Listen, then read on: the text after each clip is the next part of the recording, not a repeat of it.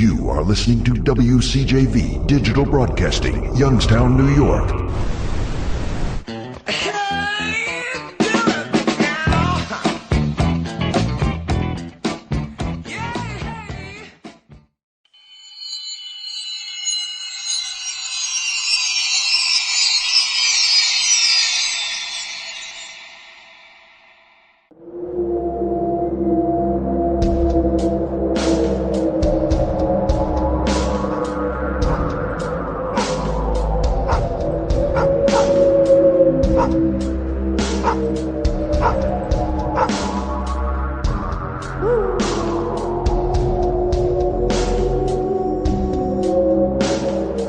Hey everybody, this is Roger Belt along with Christina Corsetti.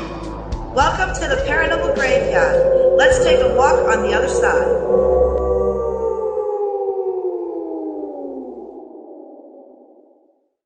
Hey everybody, this is Roger Belt along with Christina Corsetti, and we are bringing you the premiere of the Paranormal Graveyard on WCJV Digital Broadcasting out of Youngstown, New York.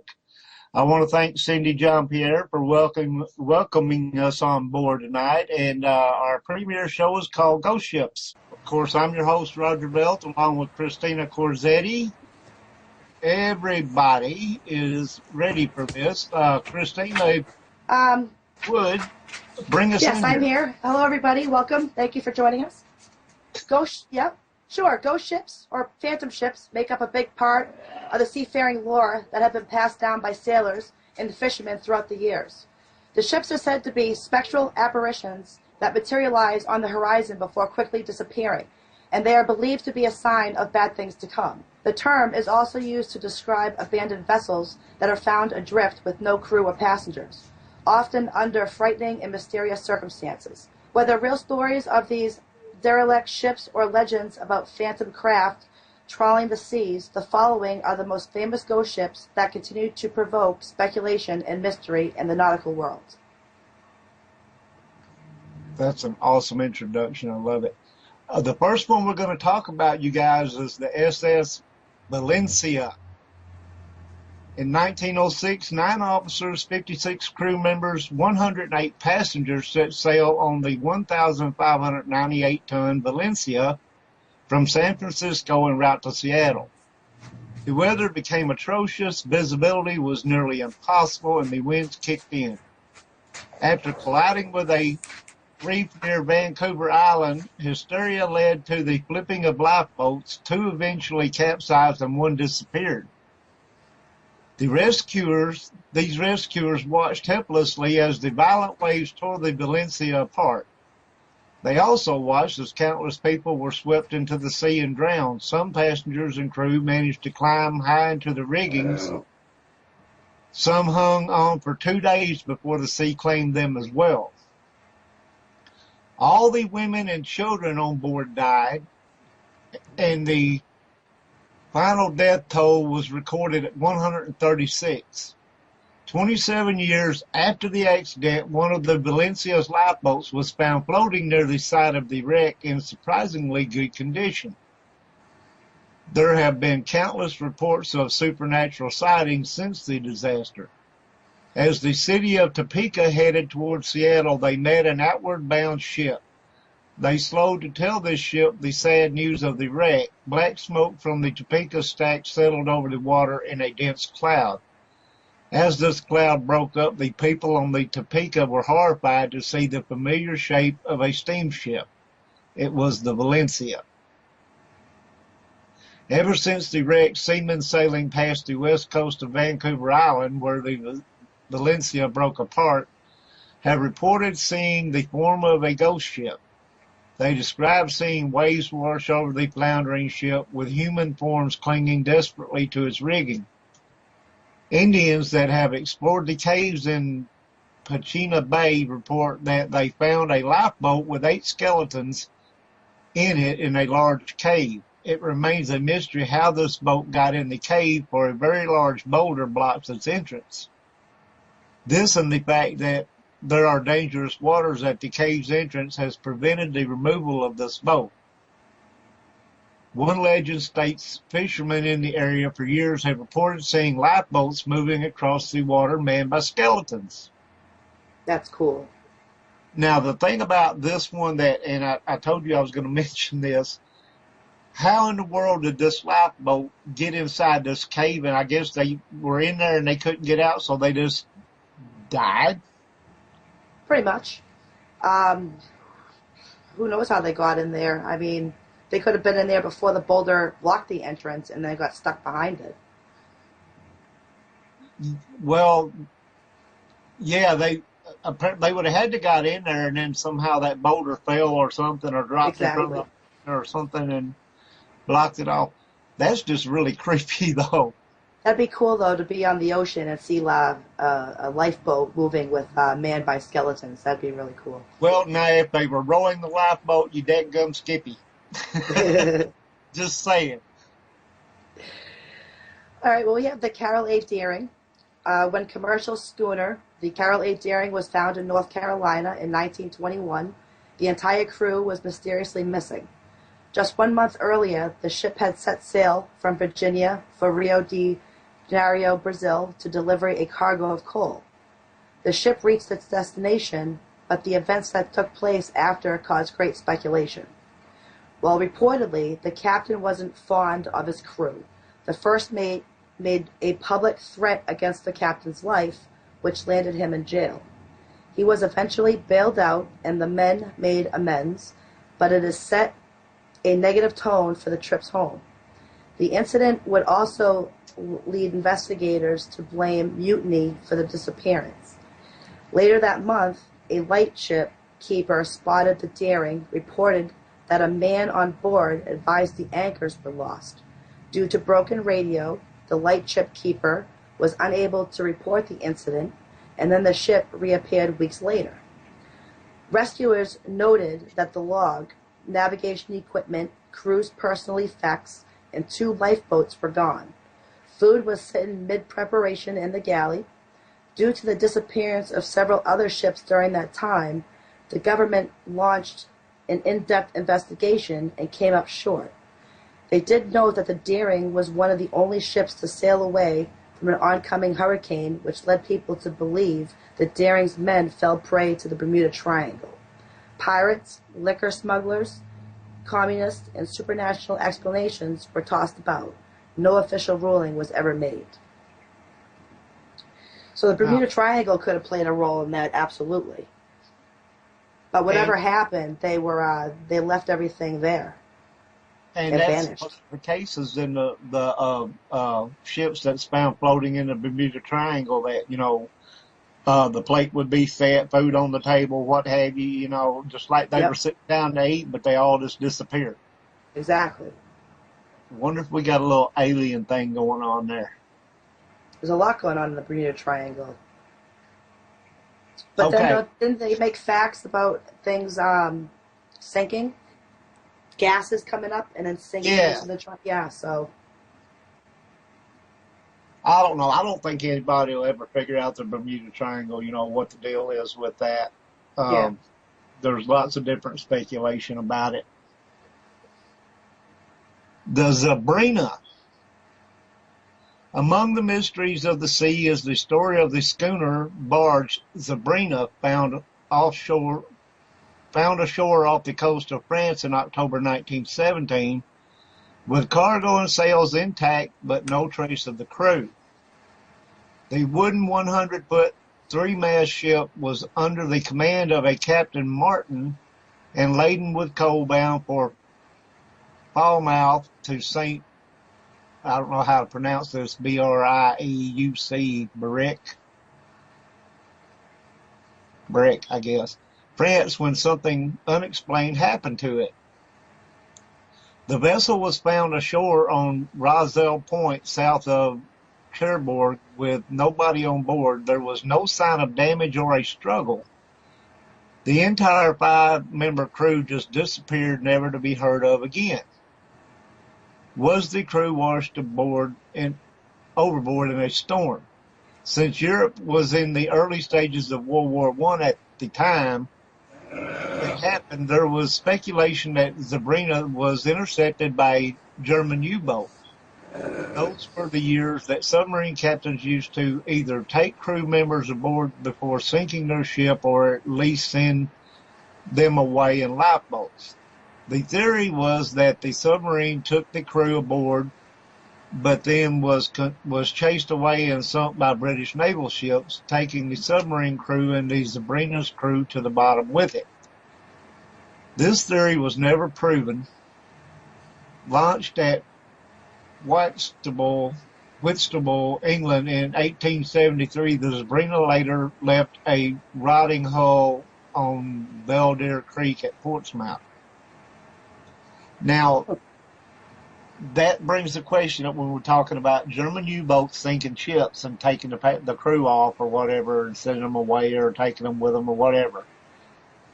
Would they take the boats or would they sink the boats? Well, if they had time to take the crew members off the ship before the British naval ships arrived. Okay. I mean, as soon as they got them off the ship, wouldn't they have not fired upon it and sunk the ship? You would think so. Or they would use the ship for something else, you know? Or yeah, or but then again, we're talking about a wooden sailing ship here. What would it be worth to them for anything? Okay. Yeah, exactly. You know, they a U-boat submarine. Just curious about that. Now, yeah, absolutely. The one you're about to do, I have heard of. The Great Eastern. The Great Eastern was a haunted ship that was launched in 1985 and was said to be cursed. It dogged by misfortune from the beginning. Construction men fell to their death while working at deadly heights. Other gruesome accidents took the lives of other workers. Construction of such a massive ship, because someone small had to squeeze inside the narrow space between the double hulls, young bash boys were hired to do this work. These boys spent 12 hours a day in the space between the hulls, and during the defying thunder of the riveters' hammers, after construction was completed, some of the men working as riveters could not be found. There were rumors that they had been accidentally sealed into the hull of the ship. During the launch, a mooring cable snapped and killed a crewman. A disaster happened during the ship's trials when a boiler exploded, killing 5 workers. Another jumped overboard and was crushed by the ship. The Great Eastern never lived up to expectations. The ship never carried a full complement of passengers. On its 4th trip, it suffered severe damage in a storm at sea. In 1862, it struck an uncharted rock and tore open its hull. The ship was saved from sinking by its double hull, but the damage was costly. The ship continued losing money for its owners. Attempts were made to sell the steamer, but there were no takers. Now, the men who worked aboard the steamer complained of an eerie hammering noise constantly heard from far below the decks. They said it often woke them up from their sleep and was loud enough to be heard during storms. It was said to be made by the ghost of one of the souls left trapped between the hulls during construction. When the ship was dismantled for scrap, the skeletal remains of the riveters were found. This proved once and for all that they had indeed been sealed into the hull of the ship during construction and had starved to death. The rumors were true. Was this the cause of the ghostly noises heard on board? Basically, yes, it would be. They worked themselves into where they got stuck in there and they weren't able to get out, and they were calling for help and no one could hear it. You know, they could hear the noises, but they couldn't do anything about it. They pretty much made the ship around them, and they got stuck there, and they pretty much died. So you got to wonder, you know, was it the spirits of these men that got sealed up in there that was causing all the bad luck, or very well could be. You know, I mean, if you think about it, you know, you pass away inside a boat or a ship, you know, you'd want to haunt them too, right? Well, you're hammering and begging for help and nobody's listening. I'd be a little ticked off myself, you know. But I don't think they could get to them. Well, they may not have heard them, but the fact of the matter, to them, they were beating and banging and hollering for help and nobody came. Yeah, exactly. So, yeah, that would tick me off a little bit if I was them. Oh, you know? Absolutely. Be like, Absolutely. okay, that's how you're going to be. Okay, I'll fix you. The Star of India. Now, as you know, Ghost Hunters, I think Ghost Adventures, all of them went on the Star of India, whatever at one time, I guess. I'm not sure, but anyway. The Star of India is the world's oldest active ship, built in 1863 in the Isle of Man. Nowadays, it resides in a maritime history museum in San Diego. Like many ships, the Star of India has had her share of misfortunes. Ghosts of several unfortunate sailors and passengers still haunt the decks and cabins. In 1884, a young stowaway by the name of John Campbell was discovered on the Star of India. Instead of throwing him overboard, they put him to work on the ship. One day, Campbell lost his footings high in the rigging and fell 100 feet to the deck, crushing both his legs. 3 days later, he died in agony and was buried at sea. His ghost is said to haunt the ship, and visitors sometimes report feeling a cold hand touching them whenever they are near the mast where Campbell fell. Sometimes the smell of fresh baked bread seems to come from the ship's galley, though the stove has been cold for many years. Even when the ship sits still in the water, pots and pans above the stove have been seen to move. There is a chain locker located toward the bow of the ship. The heavy anchor chain goes below the deck into a dark storage area. Once there was a Chinese crewman who was in the locker when he shouldn't have been. The other sailors were preparing to start a sea voyage and were raising the anchor and stowing the anchor chain. They didn't know that their crewmate was in the chain locker below. As the noisy machinery fed the iron anchor chain and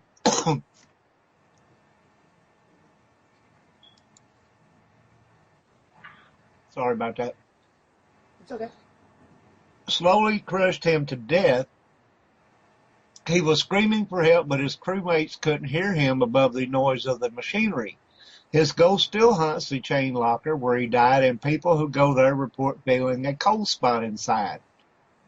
The crew's quarters was the scene of many deaths, crewmen taken below after horrible accidents or stricken by illness spent their last days here. In these tight spaces, you can feel the cold and sense the fear that still haunts the ship.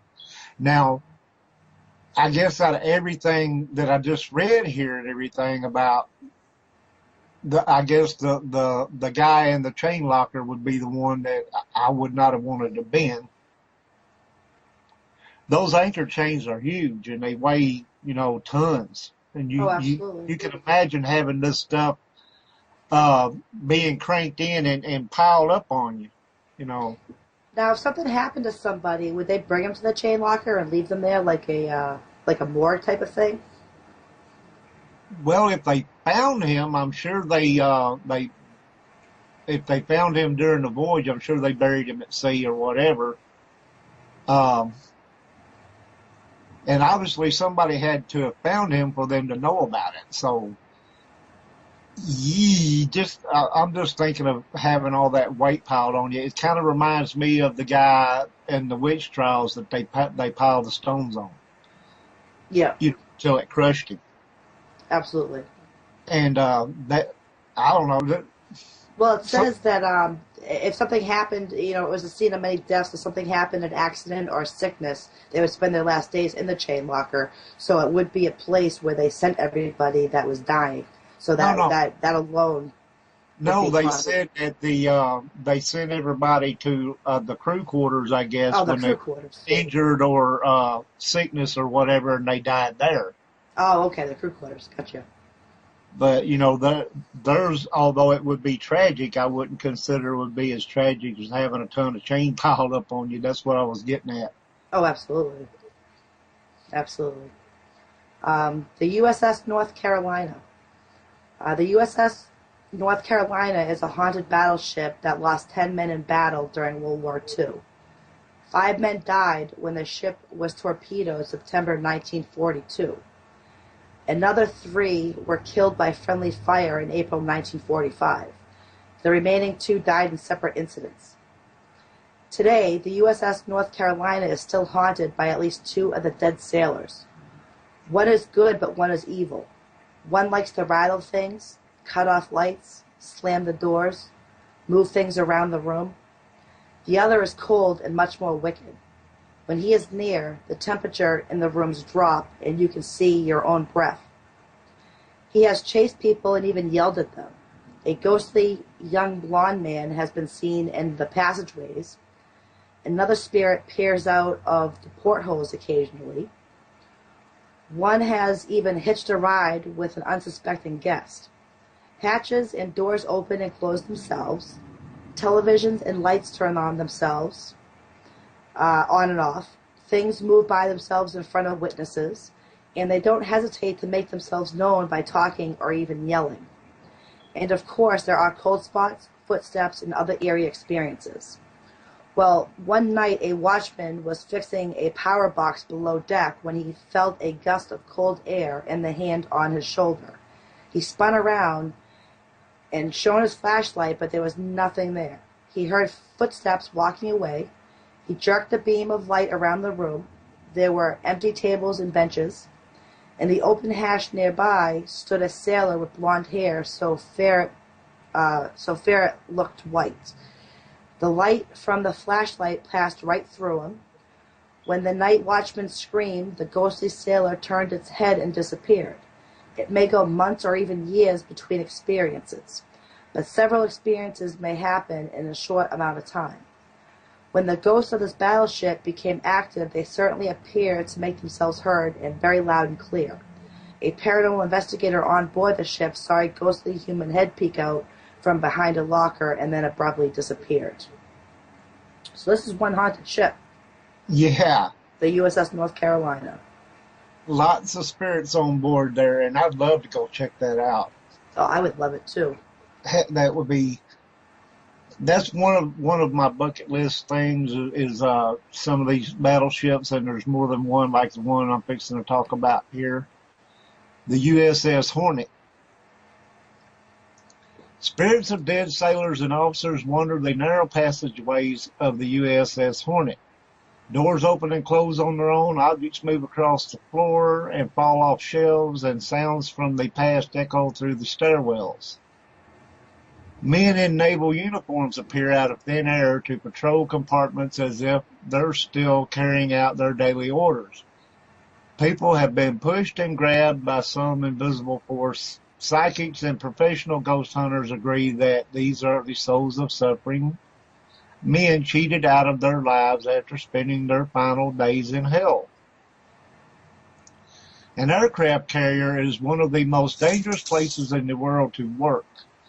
The USS Hornet had a steam room. If a steam pipe ruptured, it would release an invisible steam of intense heat capable of killing sailors instantly before they were aware of what happened. Their blood was instantly boiled beneath their skin, causing their skin to fall off their bones. One crewman had his arm severed by one of these invisible steam jets, causing him to pass out. He bled to death in his room, and when fellow shipmates found him, they discovered that the steam had boiled his blood and peeled his skin from his body. Now his ghost inhabits this room, sometimes accompanied by engine sounds. The catapult was a very powerful machine that was used to catapult the planes off the flight deck, helping them lift off. The catapult room is considered one of the most dangerous places on board an aircraft carrier, because the wire used to hook in and catapult the plane has a tendency to snap. When it snaps, it spins around the room, slicing through anything in its path. There were many such accidents aboard the USS Hornet. Several people have reported seeing a headless crewman pacing up and down this area. Other times, only his footsteps can be heard walking across the floor.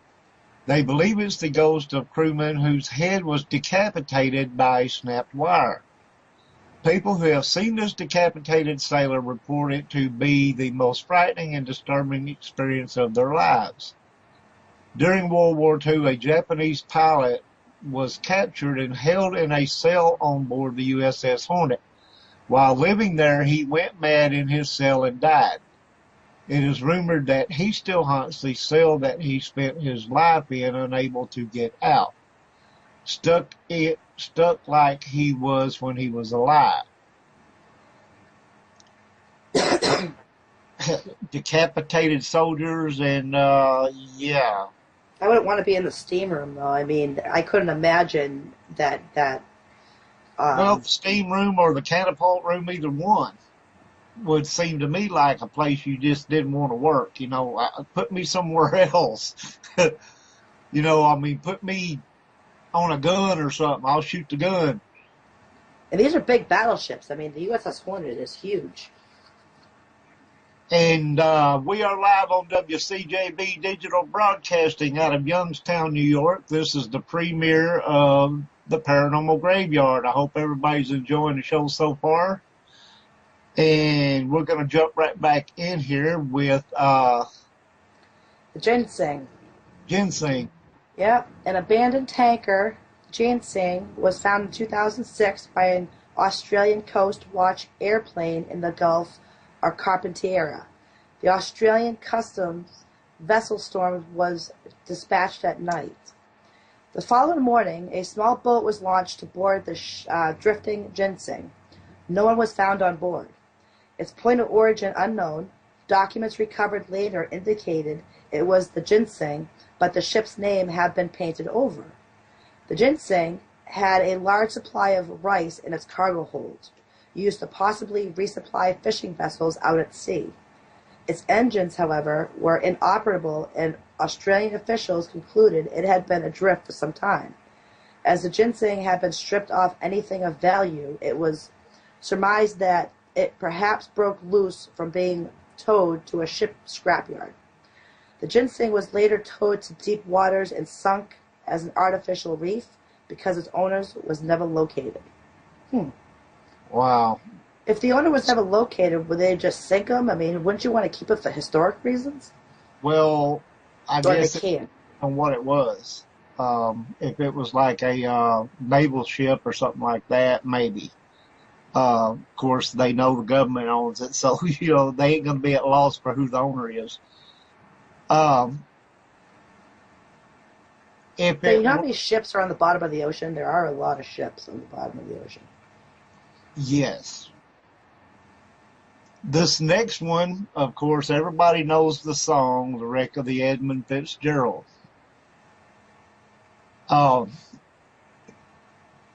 It has been almost 40 years since the iron ore freighter SS Edmund Fitzgerald, the largest ship on the Great Lakes in the 1970s, gave up its battle against ferocious seas and slipped beneath Lake Superior. Lake Superior's cold and tumultuous surface. On November 9, 1975, a storm was brewing as the Fitzgerald left Duluth, Minnesota, bound for the Zug Island docks in Detroit, Michigan. But without today's more precise GPS tracking system, she was unable to pinpoint her position, which put her in harm's way. The freighter Arthur M. Anderson was 15 miles behind her when the two crews radioed each other about the brutal gale force winds. Within minutes, the captain of the Fitzgerald, Ernest McSorley, radioed that his ship was damaged and had a list it was taking on water. McSorley requested the Anderson be its radio eyes for the rest of the trip to Whitefish Bay. The last radio communication from the Fitzgerald came at 7:10 p.m., just 9 miles short of safety, McSorley stated. One of the worst seas I have ever seen. We are holding our own. 5 minutes later, Anderson's radar lost the Fitzgerald. All of the 29 crew members perished when the Edmund Fitzgerald went down. No remains were ever recovered rogue waves, or what are known as Three Sisters, which are huge 90-foot-plus waves, sunk the Fitzgerald. 10 years after the Fitzgerald sank, it was spotted once more on Lake Superior by a commercial vessel. The crew stated that they saw this large ship on a foggy night. They reported a strange, eerie atmosphere at the time they spotted this ghost ship. The Edmund Fitzgerald remains at the bottom of this lake, 500 feet down in two pieces. Isn't that cool? You know something's on the bottom of the ocean, but it's spotted sailing, you know what I mean, in a foggy weather. That's what a lot of these ghost ships are. They took the plaque down there and they put it on the ship as like a memorial. Okay. It was I think it was a bell. Yeah, they usually say when you see a ghost ship sailing the seas, it's usually either it's foggy weather or it's glowing green, which is really cool. I like to see one. The SS Tennessee. The story of this phantom ship is one of San Francisco's favorite ghost tales. The SS Tennessee, a steamship, late one foggy night in 1853, got caught in the Golden Gate Strait deadly current and ran aground on its rocks. Fortunately, 550 passengers and 14 chests of gold made it ashore safely before the Tennessee was torn apart. The spot where it went down was named Tennessee Cove in honor of the lost ship. Ever since it went down, the SS Tennessee has been seen on foggy nights at the bay. After the Golden Gate Bridge was built in 1937, many credible witnesses stated to report seeing this phantom ship as they stood on the bridge. Some reported hearing screams in the mist. Sailors under the bridge also reported seeing the phantom's SS Tennessee. This ship is most often seen on dark, fog-laden nights. Once the ship is spotted, it then almost immediately disappears. Many witnesses state that they were confounded by its appearance because of obviously a vessel from another era in history. One well-known encounter took place in November of 1942 as a destroyer, the USS Kennison, passed under the Golden Gate Bridge. The crew spotted the outmoded ship. It passed by so close that they were able to see that the Tennessee's decks were unmanned. One crew member spotted the steamer's name written on her side.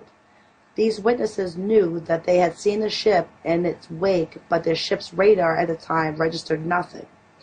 This sighting was unusual in that not many ships have passed so close to the Tennessee or been able to watch her for more than a minute before she vanishes. Of course, there are other tales of ghosts connected to the Golden Gate Bridge, but these involve the people who have committed suicide by jumping off the bridge. So, the USS Tennessee. That's my. It's an older-looking ship. It goes way back. That's so it my, would be, different from other-looking ships. It's weird, ain't it, how, the passengers, supposedly 550 passengers, made it to safety. How many was on it? We don't know that. It didn't say. But, that many people survived and, even gold was carried off the ship and all that. What tragedy would make this ship reappear? Yeah, that's a great question, actually. I could understand if there'd been a lot of death, a lot of people died during the crash up and all that. But according to what it states there, I would think that most or all of them, got off the ship. Yeah. I mean, it doesn't really say much about, any deaths or anything like that. So what would make it, Mr. Jones is sail the seas? Being a knothead in the chat. Yeah, I can read that.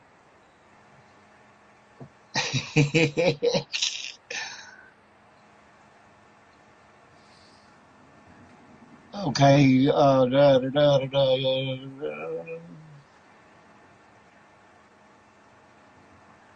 Yeah.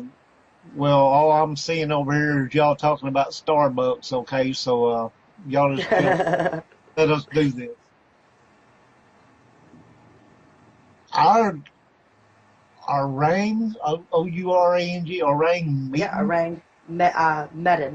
Medan? Medan. I'm sorry, Medan. Orang Medan. Okay. In February of 1948, distress calls were picked up by numerous ships near Indonesia from the Dutch freighter SS Orang Medan. The chilling message was all officers, including captain, are dead, lying in chart room and bridge, possibly whole crew dead. This message was followed by indecipherable Morse code, then one final grisly message, I die. When the first rescue vessel arrived on the scene a few hours later, they tried to hail the Orang Medan, but there was no response. A boarding party was sent to the ship, and what they found was a frightening sight that has made the Orang Medan one of the strangest and scariest ghost ship stories of all time. All the crew and officers of the Orang Medan were dead, their eyes open, faces looking towards the sun, arms outstretched, and a look of terror on their faces. Even the ship's dog was dead, found snarling at some unseen enemy. When nearing the bodies in the boiler room, the rescue crew felt a chill, though the temperature was near 110 degrees. The decision was made to tow the ship back to port, but before they could get underway, smoke began rolling up from the hull. The rescue crew left the ship and barely had time to cut the tow lines before the Orang Medan exploded and sank. To this day, the exact fate of the Orang Medan and her crew remains a mystery. Now that's one right there, oh wow. I couldn't imagine the terror on their faces and the way they were. Everyone was in the same position, with eyes open. Yeah, what arms stretched out. What in the heck terrified them to death? Because that's kind of what it sounds like. Something terrified them, and whatever it was, it made them all. How could they all be in the same positions? That's another thing. It doesn't make any sense. What about the guy that left the last message? Gave the last message, I die.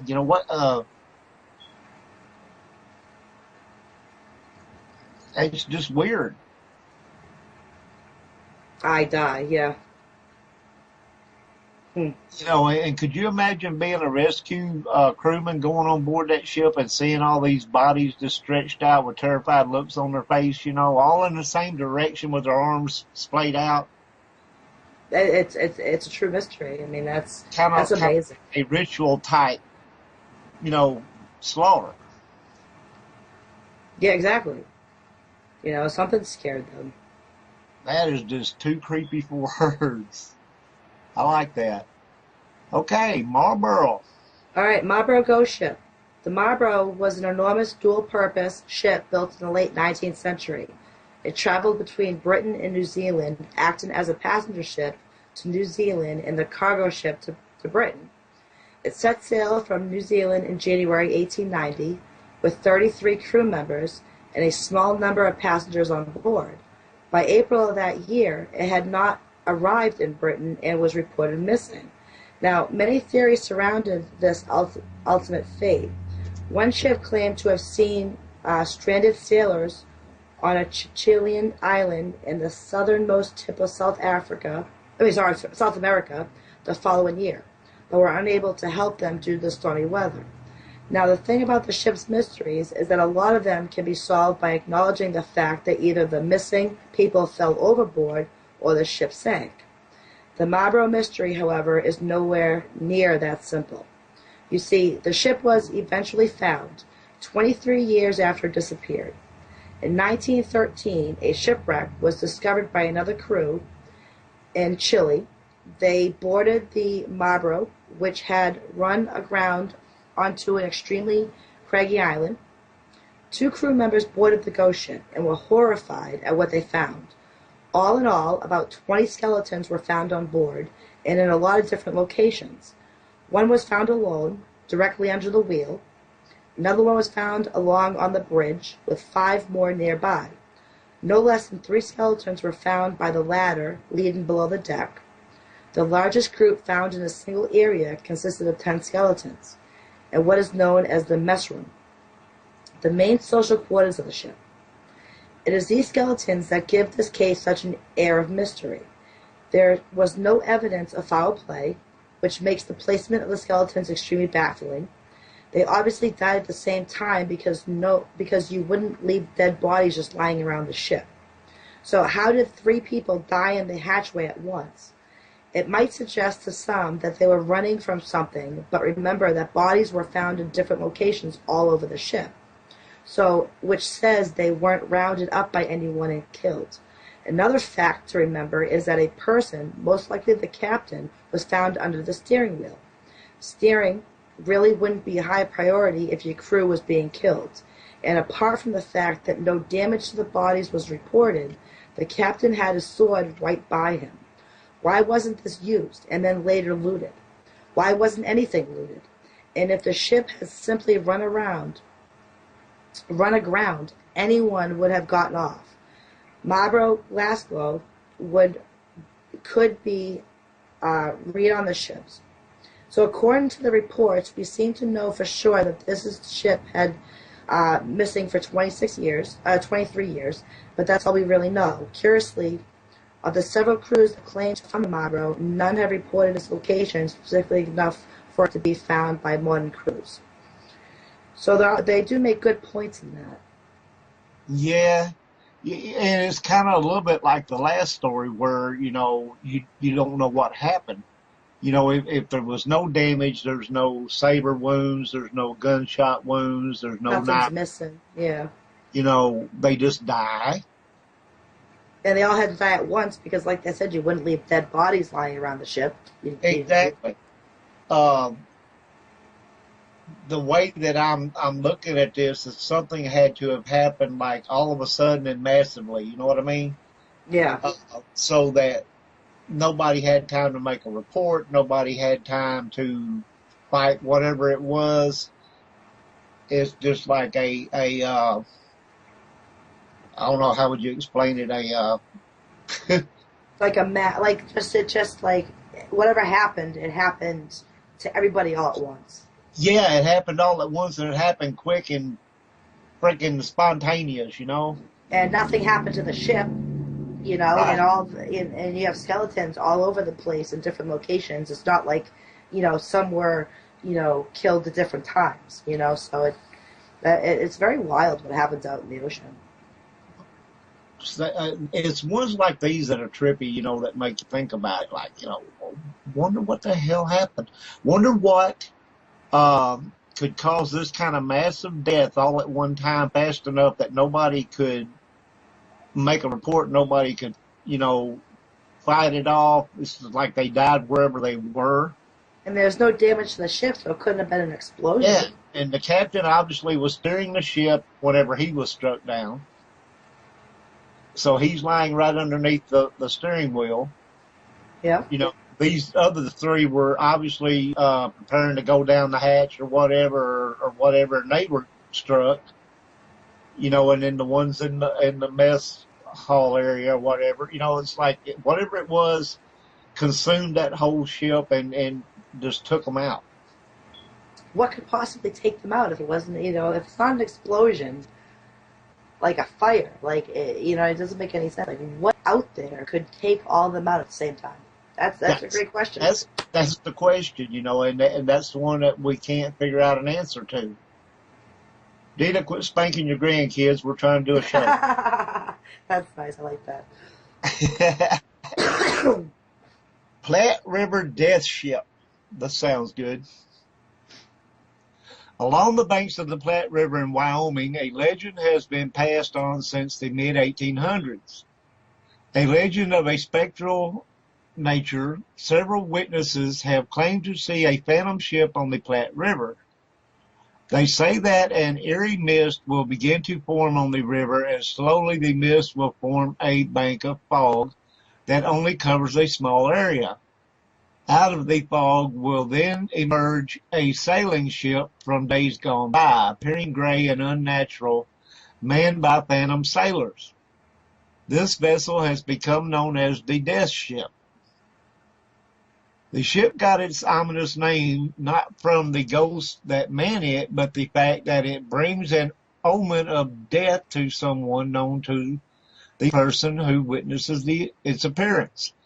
The first reported sighting in 1862 was by a trapper by the name of Leon Weber, who saw the phantom ship. As he got a clear view of the top deck, he saw the body of his fiancée lying on a piling on the deck. That same day, his fiancée passed away. 25 years after the Weber sighting, a cattleman was working a herd along the Platte River when he saw an unusual fog, and a ship crewed by ghosts emerged. The ship seemed to shimmer as it moved through the mist. On the deck of the ship, what appeared to be the spectral form of his wife was laid out as if sleeping. That same day, his wife died. The last reported sighting was in 1903. A man who lived along the Platte River was trimming and removing trees in his yard one fall day. He too saw the phantom ship appear in a sudden fog. Again, it appeared to be manned by a crew of ghosts, and laying on the deck of the ship was a good friend of his, and of course his friend passed away that day. If you are ever along the banks of the Platte River in Wyoming and you see a spectral sailing vessel emerging from an eerie fog, avert your eyes, lest someone you know be the next claimed by the ship of death. I like that. That's a creepy one. Now, are they saying they're seeing their loved ones on this ship and then they die? Yes. That's what they're saying. They're saying that they see on this they see the ship. Loved one or friend or whoever on the That's ship wild. as if they're sleeping, laid out, and then that same day that person would die. So I'm telling you folks, not only am I not going to Wyoming, but I'm not going anywhere near the Platte River. Absolutely. Just saying, I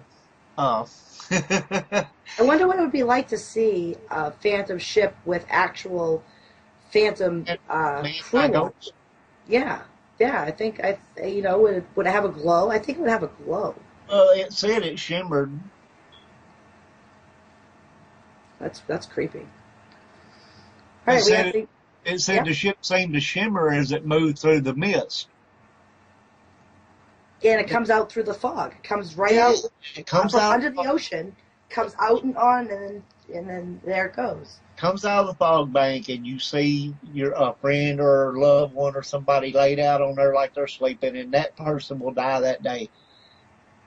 Now, superstitions and everything is one thing, but do you want to risk? I mean, as much as you might want to see that ship. And it happens 3 times. Is it worth taking that chance? That's what I'm saying. Well, I don't think you could help it if you're on the river. And you know what I mean? If you saw a ship starting to come out of a fog bank and everything, that's when I'd be turning the other daggum way. I wouldn't want to see might be me. Just saying. But that was a good one. Yeah, that was definitely a creeper. All right, we have the USS Constellation. The USS Constellation is very last all-ship warships to be built by the United States Navy. She is also the first Navy ship to bear the name Constellation, but she earned the nickname Yankee Racehorse because she was capable of cruising at 14 knots. As with any ship of war, many men met their untimely end on board, and many hauntings have occurred since. Many have smelt the strong odor of gunpowder, heard unearthly noises, and seen ghostly lights and many apparitions. One such apparition appears in the form of a iridescent mass. This apparition is thought to be Neil Harvey, and he is mostly spotted on the Orlop deck.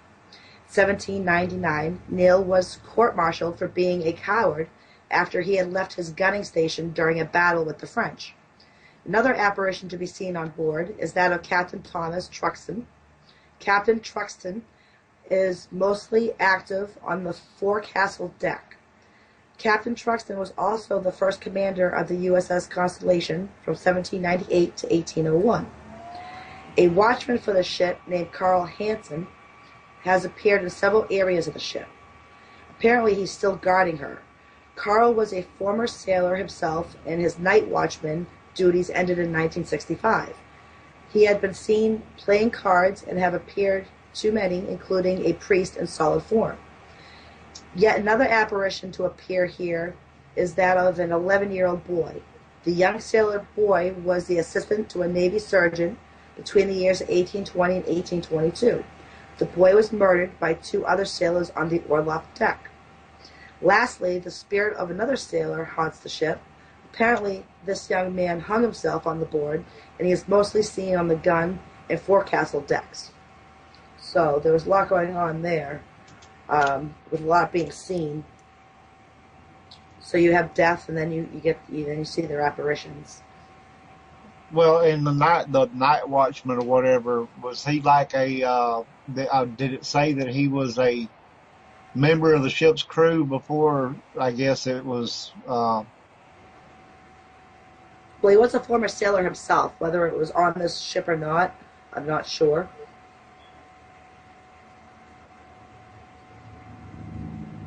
I got to be on base here where I'm at. Hold on just a minute. Okay.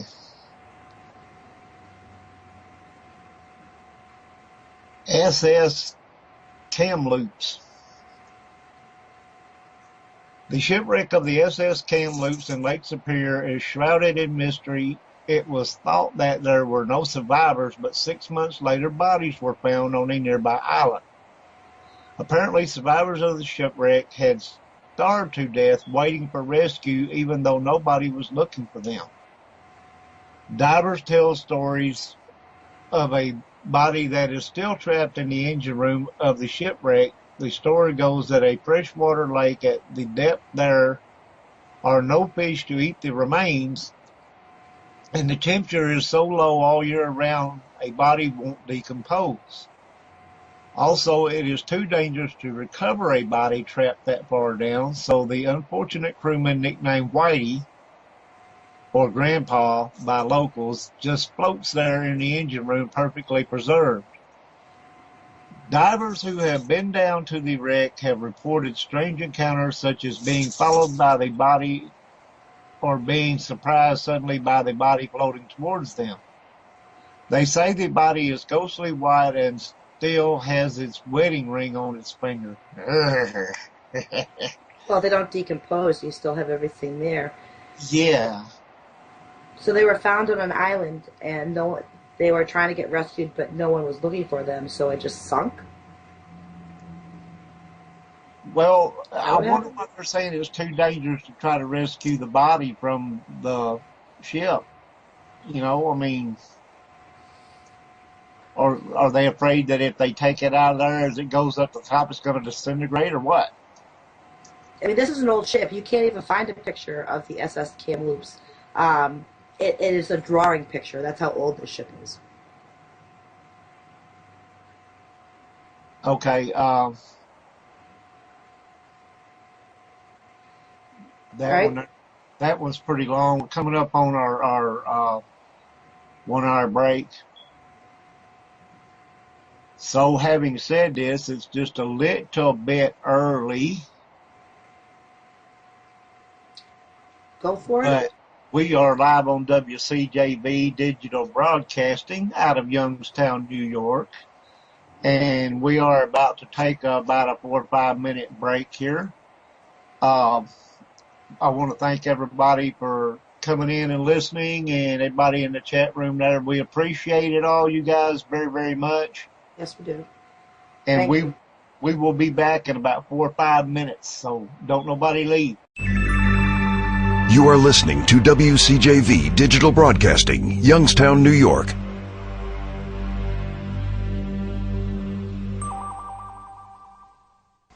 Hey everybody, we are back, and we are about to talk about the haunted submarine UB-65. I don't know if anybody remembers that. I've read some stuff about this thing before.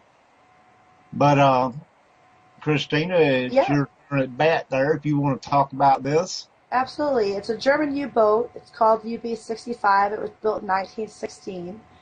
1 week after it's launched, mysterious events begin to happen.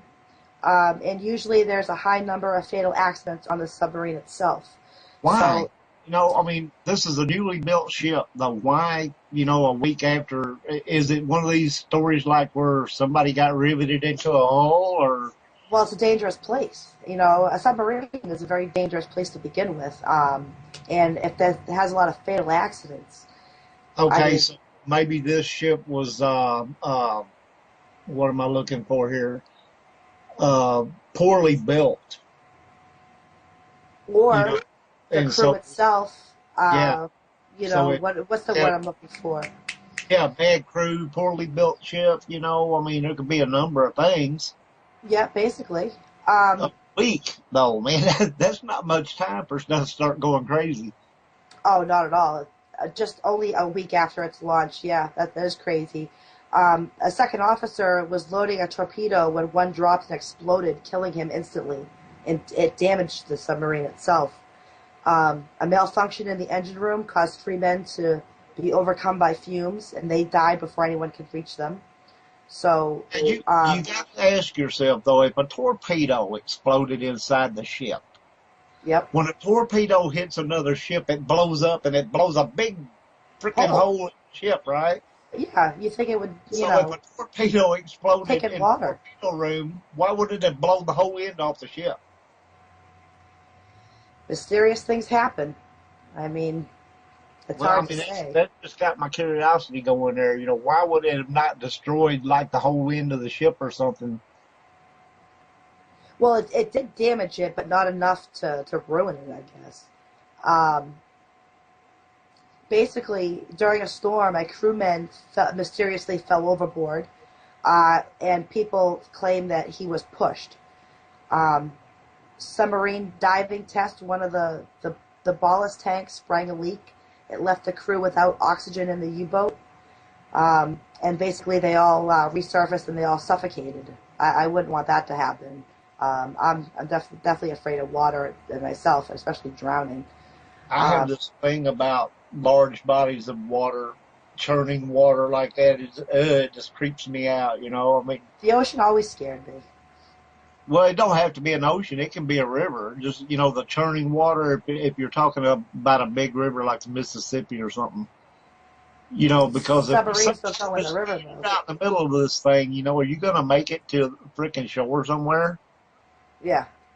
That creeps me out. I keep wrap my arms around. But submarines are usually in the ocean. They're not in rivers, right? Well, I know that. I'm just saying the churning water thing, the whole thing just creeps me out. It's one of my fears. Well, basically, a crewman was on lookout duty in a tower as a submarine was preparing to dive, and suddenly he spotted a figure on the deck. Even though all the hatches were sealed and every member of the crew was supposed to be below, the figure turned, and the lookout recognized him as the second officer who had been killed by the torpedo blast. So basically, you have someone killed by a torpedo, and then come to find out there's this apparition standing right there for you. The ghostly figure seemed to shout out a warning. The lookout, terrified, yells alert the UB-65 captain, who also witnessed the ghost before it disappeared. Another crew member encountered the dead second officer in the corridor below deck on the submarine. Again, the ghost seemed to be trying to communicate with the crewmen before it vanished. So here you have an apparition that's trying to communicate with these people. Right. And they don't know why. Well, okay, when he appeared to the lookout or whatever, did anything happen? It doesn't say anything happened or whatever, that he was trying to warn them about.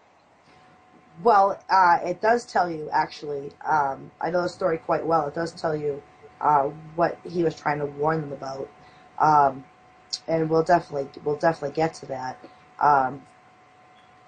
This U-boat has a reputation for being haunted, and many men refuse to work on the boat itself. Another ghostly incident: the torpedo gunner went insane, shouting that the ghost tormented him at night and would not leave him alone. In a fit of madness, he jumped overboard, and his body was never recovered.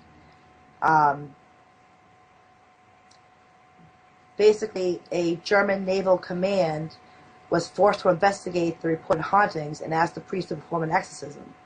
That seemed to do the trick. That's pretty crazy. Whenever your ship's in so bad a shape, you got to bring a priest on board to do exorcism. Not even a week on being on the water. That's exactly. Crazy. I mean, hey, we've been sailing for a week now. We need to get a priest in here. There's some crazy stuff going on. Where did the priest come from? He must have been on board to begin with, right? They didn't just ship him in, did they? Okay, now on your ships, don't you have a chaplain on the ship? You know what? That's a great question. So why wouldn't you have a chaplain on a submarine? Well, any priest can perform an exorcism, correct? Well, I don't know about that. Yeah, I would assume so. I think you have to be trained in exorcism and all that stuff. There was one on the ship. Not just any old priest, I don't think, knows all that. But do they really bring priests on missions with them? So why would the priest be there in the first place? That kind of raises a question, doesn't it? Yeah, it does, actually. Hey, if any of you guys in chat have any questions about any of this stuff, feel free to let us know. And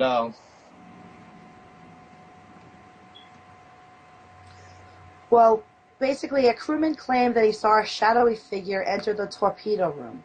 Okay, and the crewman ran into the torpedo room and came face to face with the ghost of the second officer who was originally killed by the explosion in that room. The ghost was pointing at the torpedo loading bay. Then it disappeared as suddenly as it came. So later on the same day, a submarine spotted the UB-65 and prepared to attack it. The American commander ordered several sailors to check through the periscope to make sure that he had the right number when suddenly the UB-65 exploded without being fired upon. Now, the Americans were amazed. When the smoke cleared, all that could be seen was the debris. There were no survivors. So, an investigation was determined that the German U-boat had tried to fire its torpedoes, but there was a malfunction. The torpedoes were activated but not launched, and they exploded inside the submarine, killing the entire German crew on board. So, basically, that ghost, or that commander there, that originally blew himself up, he was trying to warn them about this was going to happen. And he kept pointing to that room and pointing to it. And he kept trying to warn them, but they didn't understand what he was trying to say, and everyone ended up dying on board because of the explosion. So ghosts do warn of a pending danger. Basically, that is... This isn't the first story where I've heard of ghosts trying to warn people of, upcoming catastrophes and stuff like that. Well, here you are talking about a U-boat that's been on the water for a week. Then some guy dies on it, blows himself up, and then he's right there trying to tell them, oh, this is going to happen to you. It's right. Like he already knew it was going to happen before it happened. How did he know that? Because he's, dead and on the other side? He knows everything all of a sudden? I'm assuming maybe he can see into the future then. I don't know. You know what I mean? That's a great and you don't know what spirits, can and can't do. We don't know. Nobody does. Absolutely. So, and not everyone's the same. So if they know what's going to happen in the future, why not? Oh, of course. They're not like us anymore. So yeah, they probably know things that we only wish we knew. Yeah, when you cross over to the other side, But I can't imagine him crossing over. I mean, he just exploded, and then he's trying to communicate. I just think that's wild. I think that's good for him trying to. But go ahead. The Kaz-2. The mystery behind the catamaran known as the Kaz-2 remains unexplained, though investigators have attempted to piece together the events leading up to the ship's discovery in 2007. The Kaz was found drifting off the coast of Australia, and 3 men crew was nowhere to be found. The table was set with food, and here we go again with that. Yeah. Set with food waiting to be eaten. A laptop was turned on and fully functional. The CAS radio and GPS were operational, and the life jackets were still on board. It was truly a ghostly scene. How This is many a small boat. times? The CAS 2 is a very, very small boat. How many times have we mentioned about in the Bermuda Triangle ships being floating out on the water, and Coast Guard or whoever would come up on them, and there wouldn't be a crew on board. The table set like they were just fixing to eat and everything, and poops are gone. Exactly. It happens a lot more than one thinks. And You know? and you know that this had to have happened not long before they found it, because a laptop's battery would run down. Oh, absolutely. And you're only talking about 3 men. That's how small the ship was. Yeah, we're talking about a 3 or 4 hour incident before it was found. Yeah, why would they just get up and leave? Roughly 3 to 4 hours. So now, is this area around the Bermuda Triangle? I'm not sure exactly what the Bermuda Triangle. It didn't say. It says Australia. So yeah. No, I don't think so. But I'm just trying to bring together the whole thing about the table being set, everything, just like they were just getting ready to sit down and eat or whatever, and something mysterious happens and poof, they're gone. Mm-hmm. It says, when police boarded the CAS 2 on the evening of April 20th off the northern Australian coast, they felt as if they had stepped into the twilight zone. The CAS was completely soulless. Soulless. Well, I mean, you can look at that in two different aspects. Are we talking soulless as in no crew on board, or are we talking soulless as in their spirits are there, but there's just no soul in it? I would take that as just not around, like disappeared, vanished, not a thing in sight. Well, I'm just, I'm trying to look at it from different aspects, because it is kind of a double. That's the way I look at it, though. But. It says, after extensive investigation, officials concluded that while fishing, one man fell overboard, and in an attempt to rescue him, the others met the same fate. None of them good swimmers, and the sea's extremely choppy. They were never found. I don't see two people putting themselves at risk of falling over the rail trying to rescue the one person. What I see is somebody trying to find a rope or some kind of something they can throw out there. So and how could they sit there and say that someone fell overboard? How would they know? Well, if they know enough about sailing a ship to to navigate it and do all this stuff, wouldn't they know how to have a one of those buoy things on board with a rope on it they could throw out, or you know what I'm talking about, right? I know exactly. Yeah. So basically, The investigation led to them just going overboard. It just seems a little weird to me. The last moments of the men were recorded by James on the morning of April 15th, which is said to be shortly before their vanishing. The video shows Derek commandeering the vessel. Peter is seen fishing off the CAS 2 in a very relaxed manner. From the video, the investigators noted that the engines were not running and that a long rope was trailing behind the boat. Another interesting fact is that James' sunglasses and shirt are not seen in the location where they were found. Okay, wait, where they were found. Now back up here to where it says they were never found. A little bit of contradiction going on in there. But that's what it says.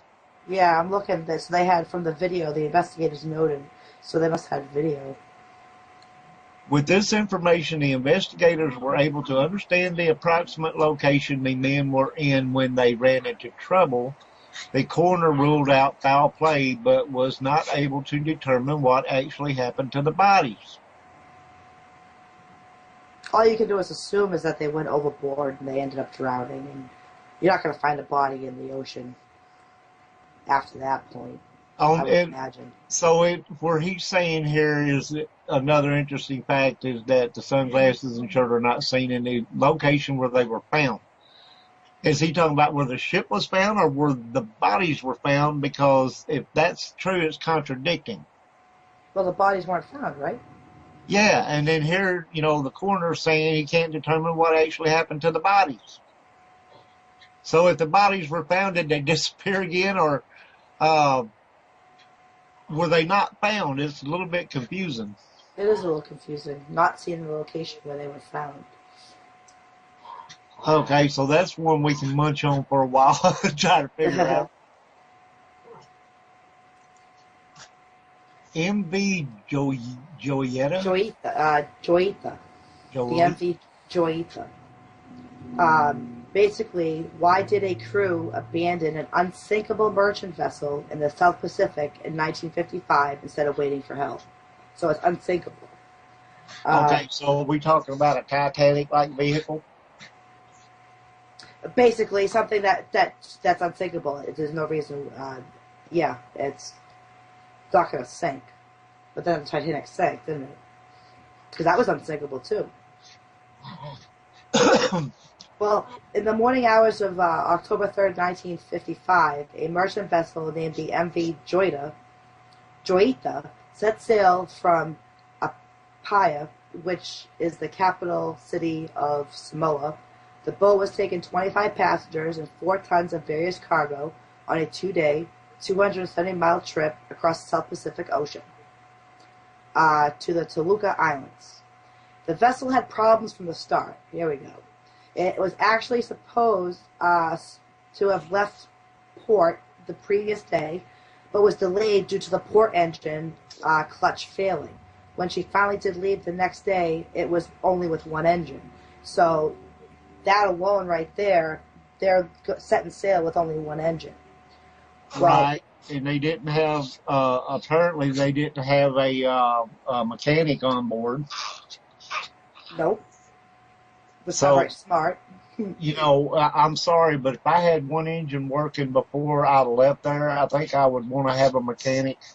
Oh, absolutely. In case something happened to the other one, what I mean? Yeah, I mean, that's just common sense, right? Yeah, fix one of them, get us out of here, just saying that. Well, on October 6th, the port that was supposed to have received the Joyita reported that the ship had not yet arrived. Since no distress signals were received, authorities assumed the worst and launched a massive search for the vessel and her passengers. But by October 12th, no signs of the boat or her crew had been sighted. From the outside, it was clear that something had gone very wrong. For starters, many of the boat's windows were smashed, and a makeshift awning cover had been put up over the deckhouse. There was also a large hole in the ship's superstructure, which had caused the lower deck to become completely flooded. So this is how they found the ship, huh? So, well, they would have had to have hit something or been hit by something, or maybe they went too near a underwater boulder or something and they scraped it or something. Well, I don't know, but and then all the windows were smashed in the boat. Yeah, why is that? I don't know. Mad and go breaking out all the windows and. Well, although the ship was found damaged and tilting to one side, the hull was completely fine, meaning that the ship was totally seaworthy. Most of the flooding was due to the ship being and floating in the ocean for so long. The ship's odd angle was a result of the water that had come on board for the last few weeks. This makes fact that the lifeboat and dinghy were deployed not only strange but completely irrational on the part of the ship's passenger and crew. What's even more perplexing is that none of the 4 auxiliary crafts were ever spotted. Inside the vessel... Auxiliary crafts? Which auxiliary craft? That would be the lifeboats, yeah. So they didn't find the lifeboat, they didn't find anything. Yeah, the dinghies were deployed. Basically, they went out. Okay, so we've got smashed out windows, a makeshift awning, a hole in the side of the ship, and the ship's got water, taking on water, but they didn't launch the lifeboats. That's all They straight. didn't. Yeah, they didn't launch the lifeboats, and they couldn't find them either. Oh, they did launch the lifeboats. No, they didn't. They weren't deployed. Oh, okay, that's what I was saying. Why wouldn't Yeah. they have? But it says the perplexing is that none of the 4 auxiliary crafts were ever spotted. Auxiliary crafts. I wonder if that can't be the lifeboats if they weren't deployed. Okay, auxiliary craft, I would assume would be not like a normal lifeboat. Yeah, something different. Says none of the 4 auxiliary crafts. Well, this can't be a very big boat.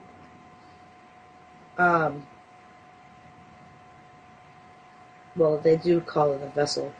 But, let's see. Inside the vessel, however, is where things really started getting strange.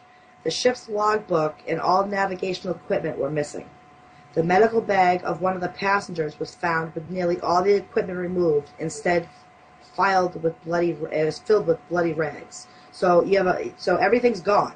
All the equipment's gone, the medical bag's gone, but this bag is filled with bloody rags. The starboard engine. Yep. So now we got to get back into,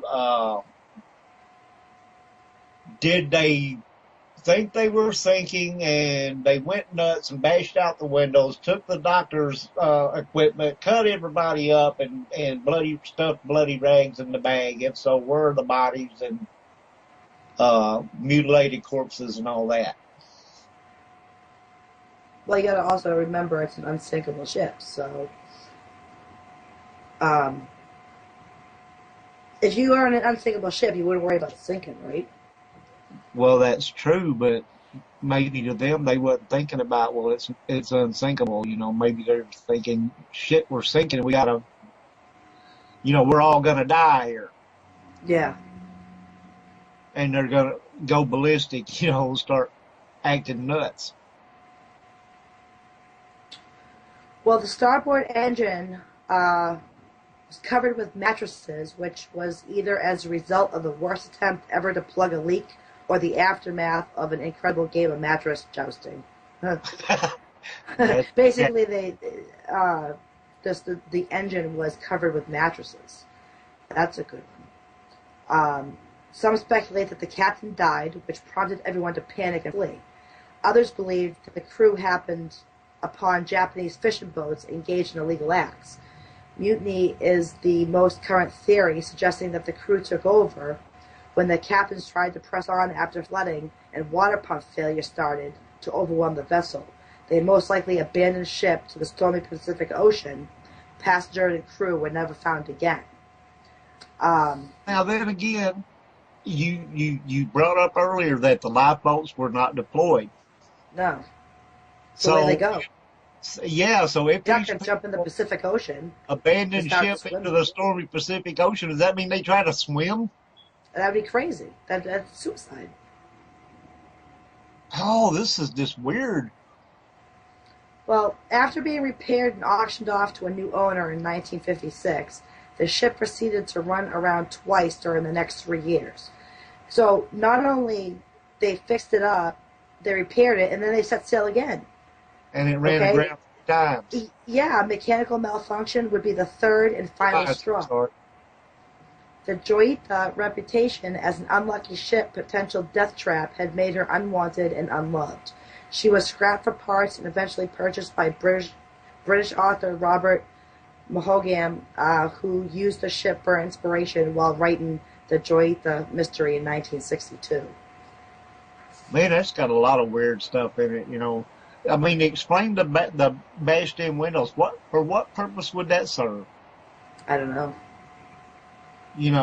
I can and obviously they were bleeding. They were all bleeding on board. Obviously, I can understand them making an awning if the sun was really hot, and they were trying to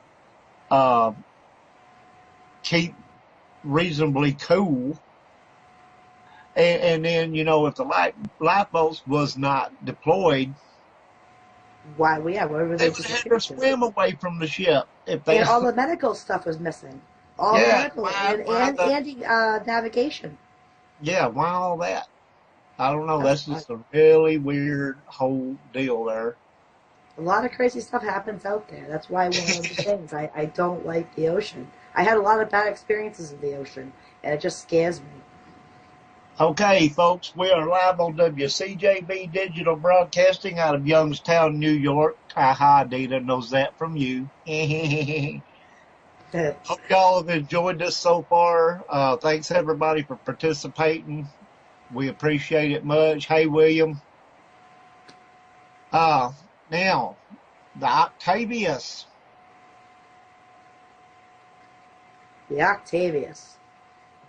In 1761, a sailing ship named the Octavius departed London bound for China. Having safely arrived at her destination about a year later, damn, that's a long time. Yeah, it is. She departed China in 1762 and headed towards the Arctic. This is the last her crew is heard from ever again. It was assumed she had been overtaken by the Arctic and was lost along with her crew. Another Titanic deal. Did she strike an iceberg? Well, you ever see those boats out there, and they're basically sailing in ice. They're actually cracking the ice as they go along. Yeah, but they're made to do that. Yeah. Is that one of these deals? Not all ships are made to do that. Okay. Icebreaker ships are made for that. They have, like a really thick, like a wedge shape, Yeah, to cut it as it goes. Yeah, where they can break through the ice as they go. Okay. Although it is more legend than fact, the Octavius remains one of the most famous of all ghost ship stories. The tale of the doomed ship picks back up October 11, 1775. A whaling ship called the Herald stumbled across the Octavius floating aimlessly off the coast of Greenland. So there it is, just floating aimlessly. Yeah, when the ship answered no hails, the crew sent a boarding party. Much to their surprise, on the Octavius, they discovered the bodies of the crew and passengers all frozen solid below decks. Frozen solid as if trying to escape the cold. The crew found the ship's captain still sitting at his desk. He was midway through finishing a log entry from November 11, 1762, 13 years earlier. Huh. Now, did he... Wait a minute. 13 years earlier, he was midway... Yeah. So he's been out there for 13 years frozen. Yeah, that's what before they found him. Is it mid-log there or something? They're just frozen for 13 years. No one found him, huh? That's wild. But it's doable. That's a doable thing. I mean, you're going out to the Arctic and not expecting He's sitting here writing out the ship's log, and he just froze it mid-log, or something. He's just sitting there with his pencil and a pen in his hand. Yeah. That would be creepy as hell. I'd love to be on there with a camera. Finding everyone frozen solid. Yeah, be able to get that on film, Huh. Then again, did they take the bodies and give them a decent burial? Did they leave them frozen in there? What'd they do? You got me. What can you do? I mean, I would think you'd take them back home with you. So their families could give them a proper burial or something. Yeah. Not going to leave them there, I hope. In his cabin, there was also a dead woman, a dead boy covered with a blanket, and a dead sailor with a tinderbox. The boarding party took only the captain's log before leaving the vessel because they were unwilling to search it. The ship with her crew and cargo had been adrift for almost a decade and a half. How can a ship drift for a decade and a half without being seen? There had to be other ships in that area, that went through that area. Well, William in the chat has a good point. Hypothermia is an insidious way to die. It creeps on you. You just go to sleep. So if you're going to get frozen to death, you slowly freeze to death, and that's going to be painful. And one of the things, and I remember this from a movie I watched, but it makes sense. just before death, I guess, or a little before whatever, the person will, if anybody is around, they will talk about feeling warm and cozy all of a sudden. Yeah. Like comfortable. Yeah, yeah. Accepting. Yeah, but they feel like all of a sudden they feel warm and comfortable, and I Yeah. guess that's their brain letting go. I don't know, but anyway, that's creepy. Okay, according to the legend, it was eventually discovered in the log that the captain had gambled on making a quick return to England from the Orient via the Northwest Passage. The year had been extremely hot, however, upon reaching the Arctic, somewhere above Canada, the ship had become trapped in the ice. The crew lasted some time till the cold and dwindling provisions sealed their fate. The terrified crew of the Herald, fearing of a curse and wanting nothing to do with the ship, left it abandoned, touching nothing. Neither the Octavius or her ghostly crew has ever been seen again. So They just left them there? I that's, don't that's understand. kind of weird because, if they reported it somewhere, you would think they would have sent, the vessels out there to retrieve the bodies or something, and or maybe try to save the ship or something. Why would they just report it and nobody do nothing? Oh, are they saying that they found the ship and then they found everyone in it? They wanted nothing to do with it because they thought it was cursed, left, came back, and then no one was ever seen again? Is that what they're saying? That's what it looks like. As possible, I don't know. If this tale is true, this would mean the Octavius had completed its passage to the Atlantic as a ghost ship. The ship's last log position puts it at about 250 miles north of what is now Barrow, Alaska.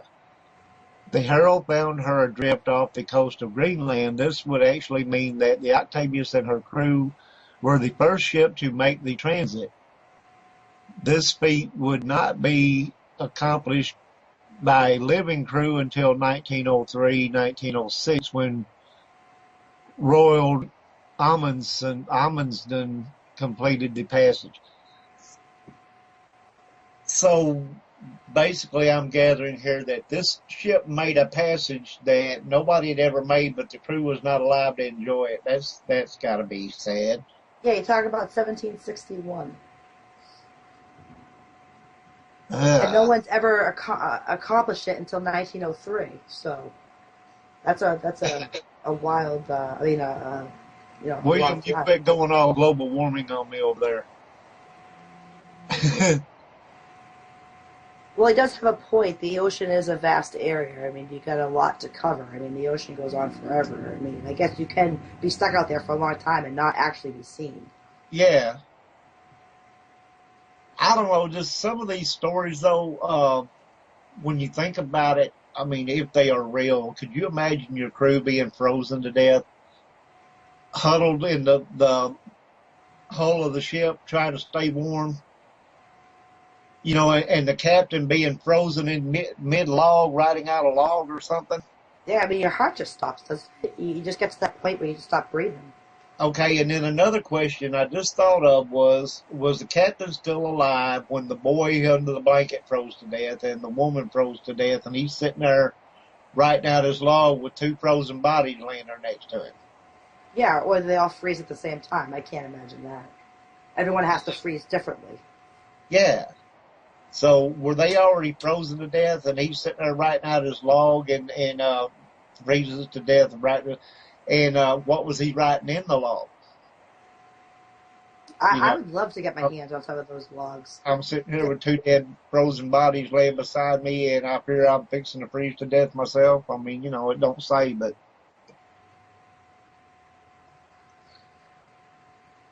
Well, we have a powerful emotion fueled by fear. Yep. That'd be the first thing you'd go for is the log, wouldn't it?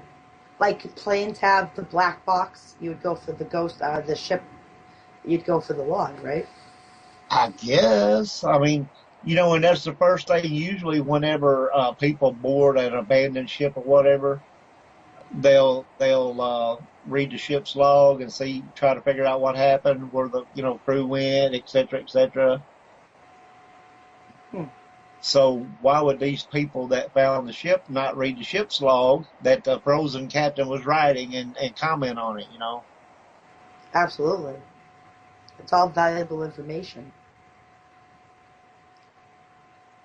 All right, well, we have the Bellamica, a classy style schooner, unlike any seen in Italy before, was found off the coast of the island of Sardinia, with no crew on board.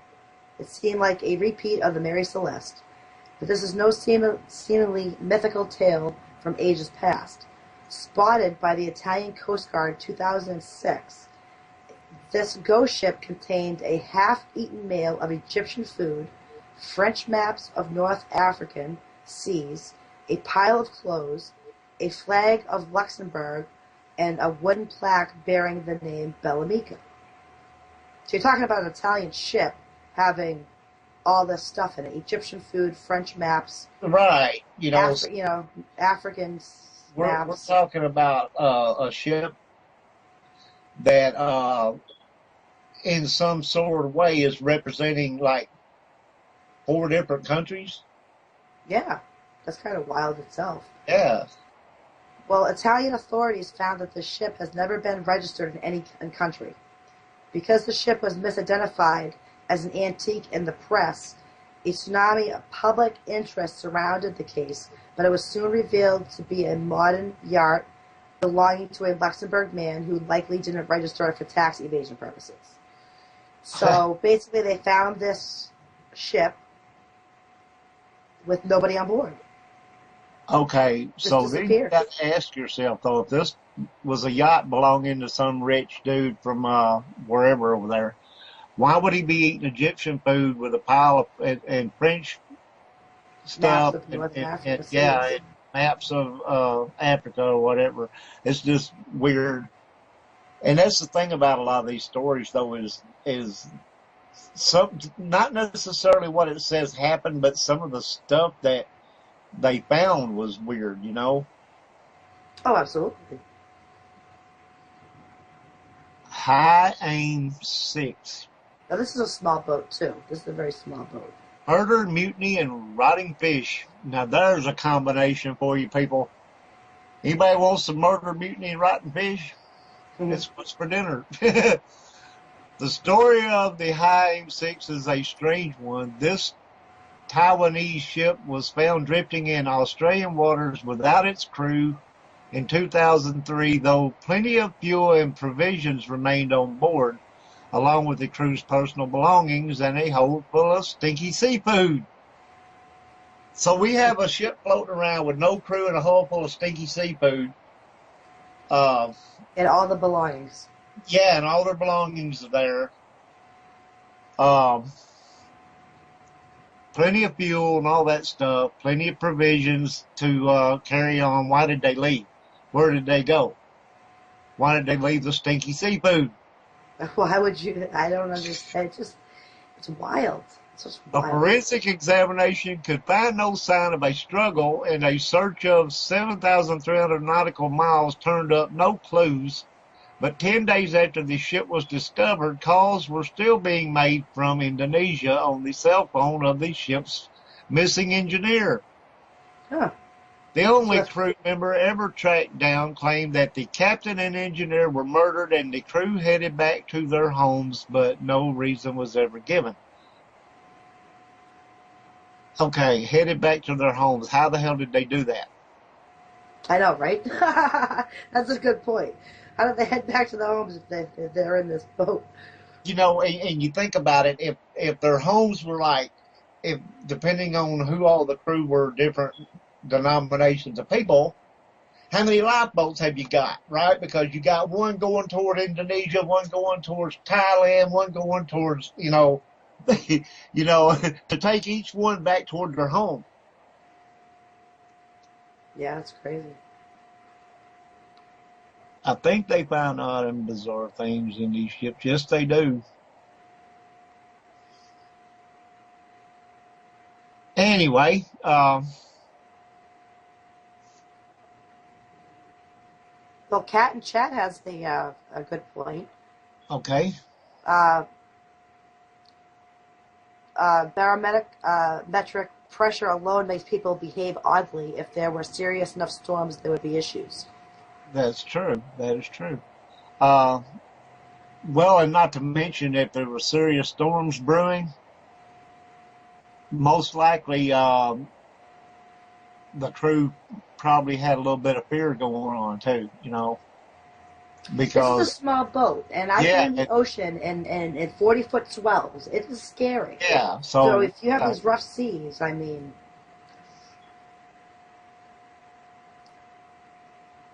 okay. Locals in Broome favor the story that the ship was targeted by pirates who killed the crew and set the boat's motors running to cover their tracks. Others believe a mutiny aboard the High 6 led to the untimely death of the captain, with the crew escaping in life rafts. I don't think you can have life rafts on such a small boat. Well, I guess you could, but the High Aim 6, I've seen pictures of it. It's such a small. It's like the Kaz 2. It's just so tiny. Like a little yacht or something. Yeah, not even. I mean, it's really tiny. Okay. I don't even know where you could even put a life raft. And that's what I'm saying. A lot of things about some of these stories don't make sense to you. How could they get on lifeboats if there weren't any? Mm-hmm. And I'm sure they probably had at least one or two, maybe. Or something. Pile boats up, you've seen them pile them in like a. See, when you think of life rafts, thinking the Titanic with the big boats. Yeah. These are probably blow up little rafts. You know what I mean? Yeah. There you go. That's what I was trying to think of. Was the little blow up rafts or something.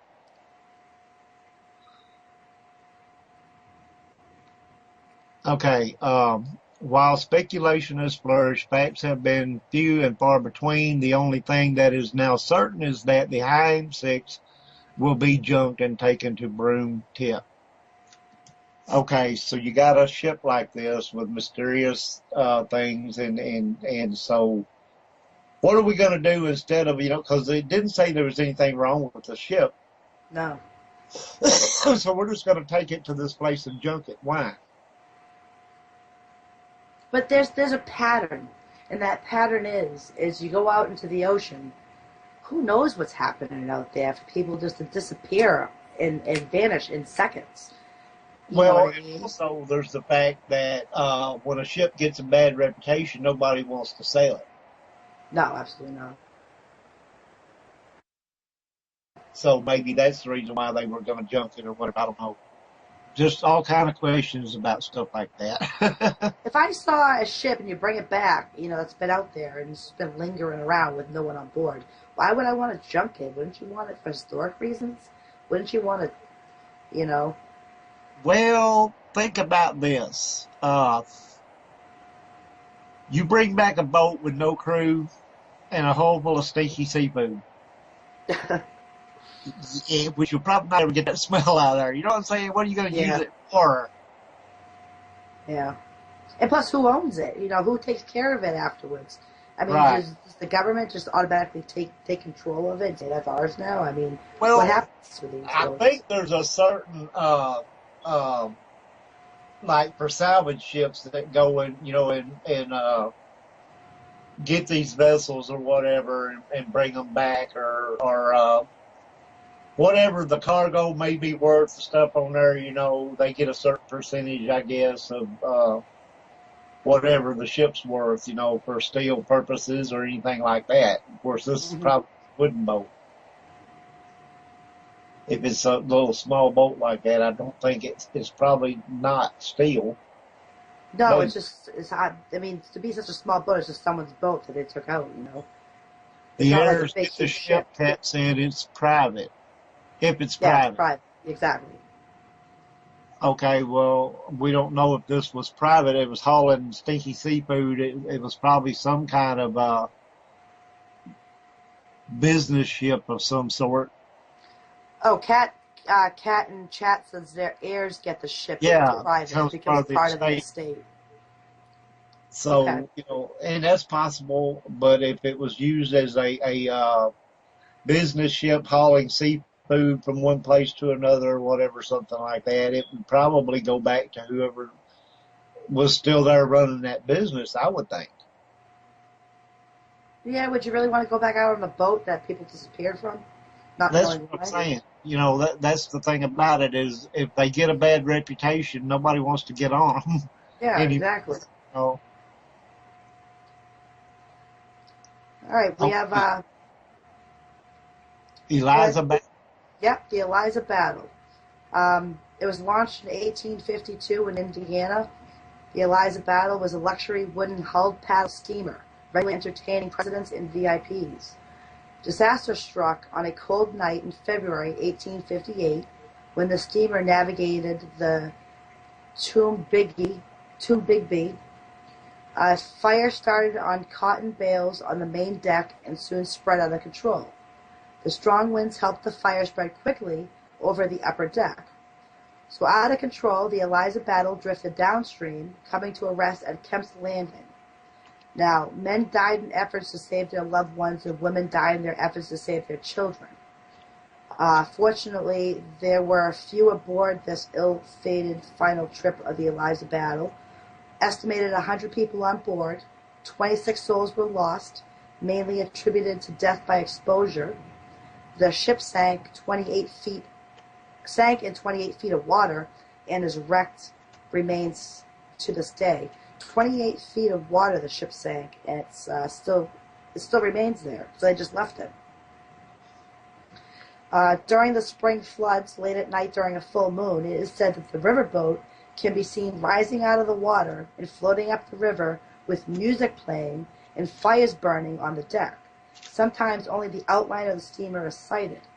The fire is so bright, a nameplate bearing the name Eliza Battle can be seen on the side of the vessel. Local fishermen believe that sightings of the Eliza Battle is a sign of an impending disaster and ill omens to ships still plying on the Tombigbee River. So there you go, being out in the river, seeing a ship in flames with music playing. well, how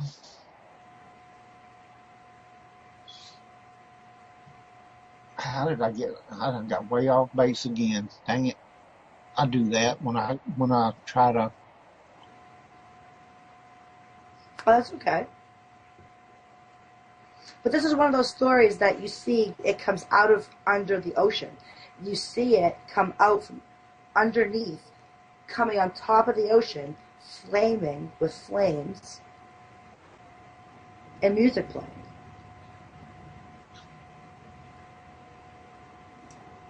It's just, all of these things are, they have questions, and some of those questions you just can't seem to find a logical answer for. Yeah. But it happens. I mean, look how many there are. And I always thought the paddle boats were like really cool anyway, and then when you, actually I saw a picture of one that somebody found where, I guess when they got ready to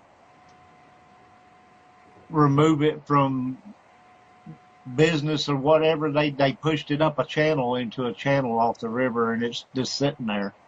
And it looks really cool. But if I'm in an area and I find an abandoned boat, wouldn't you want to go play in it? Like I'm attracted to abandoned places. Like when I go in the woods and I see abandoned houses, I just want to go play in them. Go explore. This thing is sitting in a channel on somebody's land, and they won't let nobody go up there. Oh wow. Figure, huh?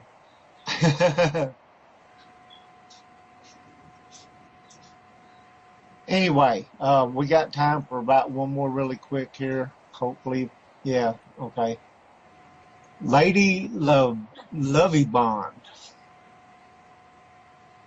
February 13th, 1748, celebrating his marriage, Simon Reed took his new bride Annette aboard his ship, the Lady Lovey Bond, for a cruise to Portugal.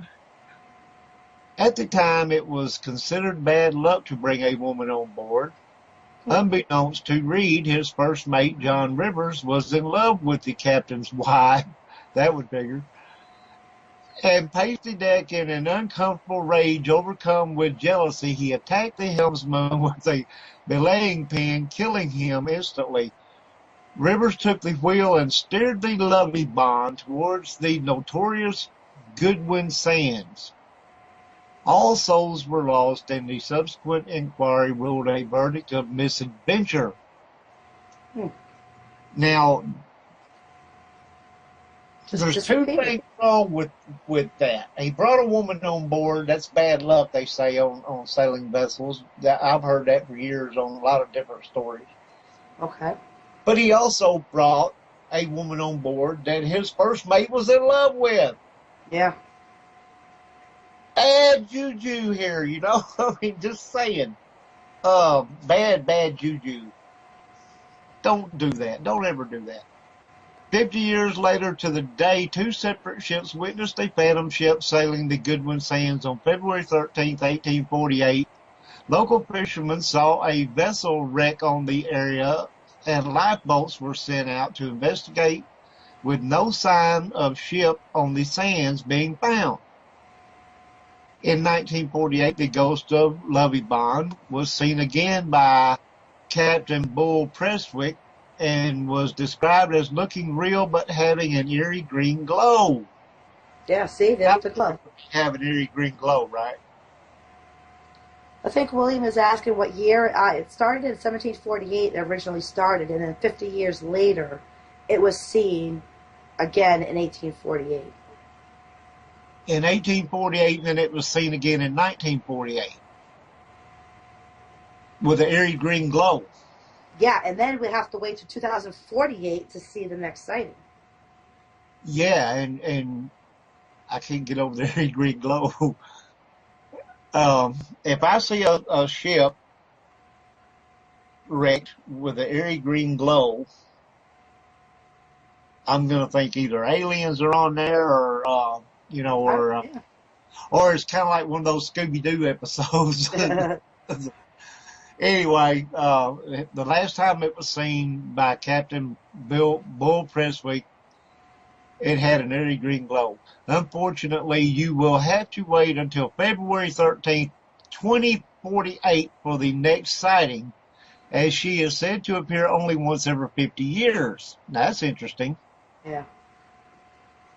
Don't forget to mark your calendar. The Goodwin Sands are England's most fertile grounds for ghost ships, and are also the location of the legendary island of Lomea. The Lady Lovey Bond shares the area with two other phantom vessels, a liner called the SS Montrose and the Shrewsbury, a man of war. Those are old ships. You can't find pictures of those. They're all drawings. That's how old you're talking. Okay.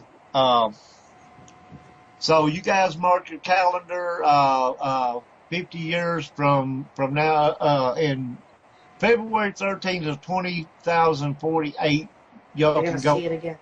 Y'all can go see the reappearance of the Lovey Bond in all her green glory. That's awesome. Hey, it's been a great show, you guys. We appreciate you very much. We need to wind this thing down. I want to thank everybody in chat and everyone listening. We thank you very much. Thank you. I hope you guys enjoyed it. You can reach Christina Corzati on Facebook, Haunted Salem page. It's got some awesome stuff on it. Go check that out. Yep, absolutely. You can reach me on Facebook, Half Past Dead Paranormal Investigations, and some other pages, Half Past Dead Paranormal Radio and Roundtable and stuff like that. But we had a ball. Next week, I have an interview with Michelle Fitzpatrick, and I don't think I'm going to be able to do it here because her Skype doesn't work well, she says. So I may go ahead and just do that one on YouTube like I planned. You guys can all come there for that one. But then again, on the 25th, we will be back. Yes, we will. And we will be talking about horror movies that based on actual are events. based on actual events. That's And going to be a good show. stuff like that. So be ready for that. CJ, once again, we appreciate you having us, letting us do the show here. We had an awesome time. We'll see everybody in approximately 2 weeks. Yep. Be sure to come and check us out on YouTube for the Michelle Fitzpatrick Show. Good night, everybody. Good night.